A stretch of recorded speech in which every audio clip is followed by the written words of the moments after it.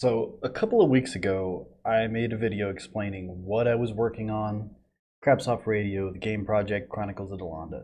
And I said that I would make a video in the future that explains why it's so important. That's what this video is.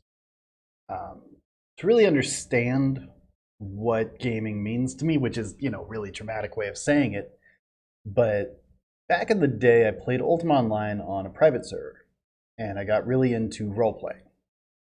And for those of you who've only roleplayed in a Dungeons and Dragons context or others, MMO roleplay used to be different from what it is now.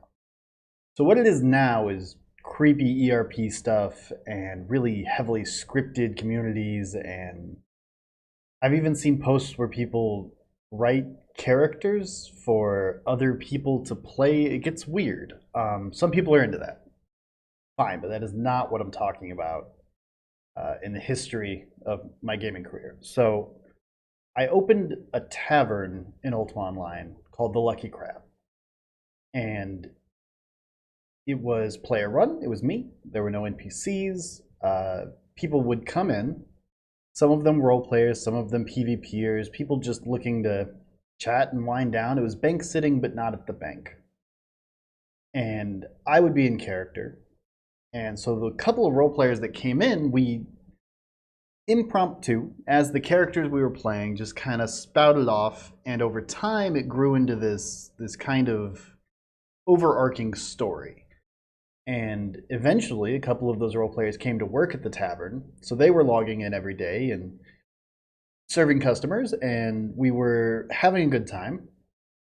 There was a lot of downtime just sitting in the tavern playing games or waiting for people to come in, or trying to come up with ways to get more people to come in, because not everyone's a role player. So that's where I started. Really like thinking that gaming could be more. Was in Ultima Online, which is an MMORPG that has a great deal of freedom. It's a sandbox. There aren't hard levels. There are skill levels that you raise by doing tasks that are related. You hit stuff with a sword, you get better at swords, right? And the total progression is very short. To get from 0 swords to 100 swords just doesn't take that long. You can be a master swordsman relatively quickly, compared to other games where it could take, months or a year to get to max level. So in the roleplay community, a lot of that was hanging out together in character. So we're going to go hunt lizard men in the dungeon, but we're going to do it as our characters, and everyone's chatting and their text is popping up over their head. And so there's no interface that you're behind. You're just kind of in it, which is something I really liked about Ultima Online. And so those were my formative years, both role-playing, gaming, and just as an adult. I was 13 through 17 at the time. So a lot of that stuck with me. You go to a game like, I don't know. I don't want to disparage entire communities, because there are people doing interesting things in all these games. But by and large, when you play any game, but also MMORPGs specifically, people are just kind of doing the content, leveling up, making a PvP guild, and there's no character or identity or meaning beyond that. So for a role player, you wouldn't just make a PvP guild, you'd make a guild of, I don't know, knights or the U-Guard or the orcs. You would have a second layer of story and character on top of that. And that would allow for the downtime between events to be interesting. So every guild might go on raids. Every PvP guild might have training sessions. But only role-playing guilds are going to have you really squire for a night over a period of time. There's going to be that dynamic.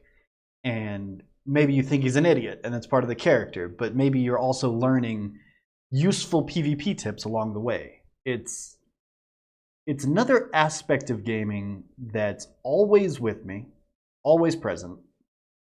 It's in my bones in a way that makes it difficult to explain. I've spent a great deal of time trying to explain it on the internet.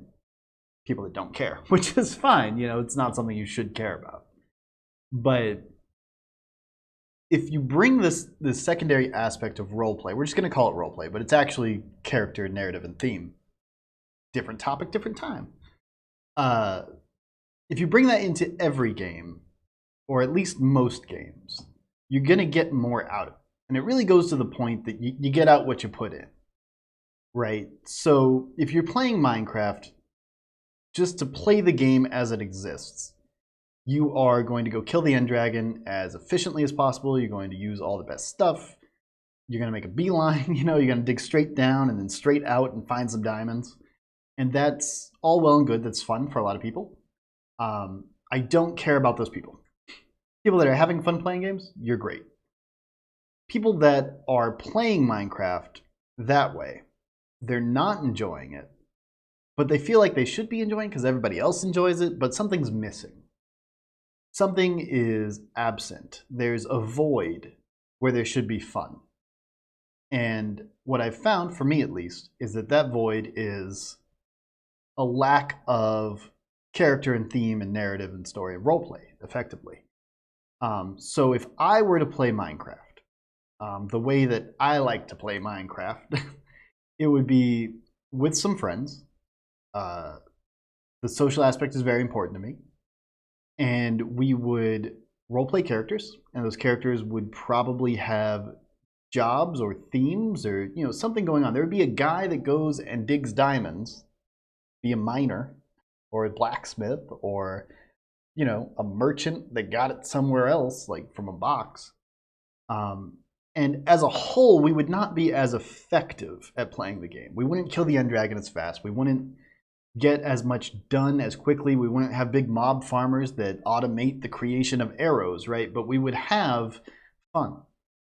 We would have a scenario where everything we do matters to somebody, and there would be nothing wrong or weird about starting a lot. This is what I want to do, right? So last time I played Minecraft, I logged onto the server and I thought, I'm going to start a library.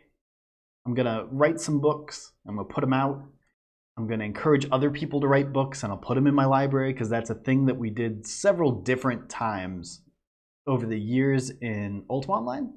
And I really liked it every time. And the Lucky Crab, we had a bookshelf where we put out player-written books. Role players are into that. You know, some people just... There was a newsletter that this lady used to go around and deliver once a month just by hand, like, oh man, I work for the newsletter. Let me ask you about these in-character things. It was an in-character character that did journalism, basically. It was not the most exciting news, ultimately, like, but I think it was an interesting character that added a whole dynamic to the world that the devs could not have imagined and did not explicitly support, which is what I'm getting at here, ultimately. The why I want to make games and why it matters to me that we make better games. So in these games like Ultima Online and Minecraft, and I'll get to lesser examples later, but doing things that the devs did not explicitly support is the gameplay. It's where you're playing, it's where you're exploring, it's where you're doing weird things. And at some point in gaming's history, this became discouraged. Off meta, you know? That's not what that means, but it became more about getting the fastest times and the best builds and the easiest gameplay, smoothest sailing, than the moment to moment enjoying the act of playing the game. And the reason I say it's not role playing and it is theme and character is because it applies to those lesser examples, like we'll say Warframe, Diablo 2. Like you can role play in these games. It's a little more limited, I would say, than Ultima Online, where you can, you know, bust out a bench and a mahjong table, and, you know, just play mahjong for a night. In a game like Warframe, you're really just running around shooting stuff and playing dress up, which is fine. My argument is that you will have a better time overall over a longer duration if you and some friends each play a character that has limitations and considerations that other copies of that same character don't have. So there's an optimal way to play Volt. But if you play yours as a sea captain, like I played mine, you know, Nami solo with Czar, like there's a whole different dynamic that comes in when you start making these themed builds with a little bit of character, and you figure out who your guy is in comparison to the thousands of copies that are functionally the same from a design and mechanic standpoint. I understand that some people like to min-max, some people like to do their very, very best and optimize and all that stuff. I understand speedruns. I understand optimization and efficiency. I don't think those are super relevant to playing games because games are fun. It's fun for some people, sure, I get that. And if you're having fun playing the games that you're playing, I super encourage you to keep doing exactly what you're doing for as long as possible. I do not enjoy a lot of games unless I add that extra layer on top. Even Metal Gear Solid 5, I had to add another aspect where I was playing as generics and they all had themes based on their code names. That made the game way more interesting for me compared to just playing as Snake all the way through. I like Metal Gear Solid. I don't like Metal Gear Solid 5, story-wise. Anyone who's played it understands why. But adding that extra element is what I'm talking about here. And so because I've lived that life, right? I did that in Ultima Online, and not just Ultima Online, Oblivion and Skyrim, single-player games, multiplayer games, MMOs, and not exactly MMOs. Even like Divinity 2. You can play through, and there's lots of story decisions, and you can do lots of stuff. But if you come up with a strong theme, I think you'll have a way better time. Like if you figure out who your guy is and why he does the things he does, you know, maybe he's just a fire mage, which is not necessarily supported by the system, although it kind of is. Even though you have this great combo with this ice spell, you just choose not to use it because it doesn't fit with the character. And this can become very frustrating for parties when they are at odds, right? So if I am playing a homicidal maniac, because, you know, what people do, and you are playing, you know, like Peacekeeper guy, we're an awful party, right? But we've partied up anyway. So if you want to talk our way out of a situation and I just set everyone on fire, one, I'm the asshole. But two, it's gonna cause a complication for us, right? Your character, even outside of the meta, your character's gonna be pissed off at my character, right? And it causes a rift that wouldn't exist if you and your party just discussed it and came to a consensus and voted or whatever you're gonna do, right? But it would be way less interesting. And this is where role-playing skill comes in. So role-playing skill is the ability to play these interesting characters without simultaneously screwing up the story or the character or the party. It's the ability to play a rogue next to a paladin without the seemingly inevitable feud that comes from clashing alignments. That rogue will have to choose often not to steal, not to do roguey things in front of the paladin. But that decision is both gameplay, right? Like, I don't want to get killed by a paladin who's way stronger than me. But also, I don't want to ruin the game for everyone else by causing this rift. You have a duty when you're playing something that doesn't mesh well with the group to make it mesh well with the group. And I know I've kind of gone off the rails onto a separate topic here, but I'll bring it back. So games can be this thing with this extra dimension, this extra level on top.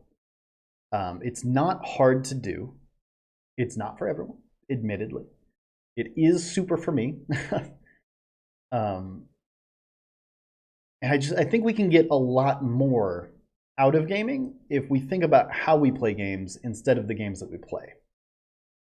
So this goes back to being developer supported explicitly, right? So if the devs say there is a Fire Mage class and you choose Fire Mage and then you do all the Fire Mage things you could possibly do and you get all the Fire Mage gear, that's fine. You're going to have a good time.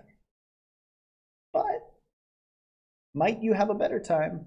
Mix it up a little, add a little character. Fire Mage that's afraid of fire. That's a bad character. Don't play the character. But I truly believe, deep down in my soul, that 10 people of a similar mindset organized towards a particular purpose can have fun in just about any game out there. I think Mario Party is trash, right? It's awful. But if you have 4 people trying to elevate that game into something higher, you're gonna have a great time. I think World of Warcraft is not great, but you can get more out of the game if you, well, just playing together is not what I'm talking about, right? I'm not just talking about social connections and everything's fun with friends. I'm talking about adding rules and structure on top of it. So racing through an otherwise shitty game against your friends, fun, because the game becomes the race, right? Role-playing in an MMO that's otherwise garbage, like R-Gage, is fun, right? Because the game becomes the role-playing and the mechanics that are limiting become interesting side notes rather than the core focus of I can't do anything, I can't do the most optimal thing. And again, I know it's not for everyone, but I do believe that as a whole, community is important. And that community is those 10 people deciding we're going to get the most out of this game by putting the effort in to make it something that it's not, using it as a tool rather than the entire framework. And so that's why I want to make games that are kind of sandboxy and not super rigid, not super linear story. I don't know that the game I'm working on right now, Chronicles of Delanda, will be exceptionally creative, but this goes beyond the game that I'm making, right? This goes into why I think it matters that I try to make a game instead of settling for the games that are out there. Which kind of seems counter to my whole point, but in the end, what I'm trying to say is that you will get out as much as you put in. And if you put in more, you'll get more out. Play games that are fun. Play games with your friends. And don't be afraid to make a mountain out of a molehill. Minecraft is a very easy game if you play it to win. Minecraft is a very non-social game if you take care of all your basic needs on your own. Minecraft has the capacity to be an excellent vehicle for roleplay. It has the capacity to be an excellent vehicle for challenges and competitions. And it has the capacity to do a lot. But the game as it stands doesn't do any of that. Instead, it decides to be really easy and unsocial and kind of awful. So it would take 10 players, organized towards a particular purpose, working with a mindset, to make it something more than it is. And I think that's worthwhile. Anyway, that's all I wanted to get out today. You guys have a good weekend.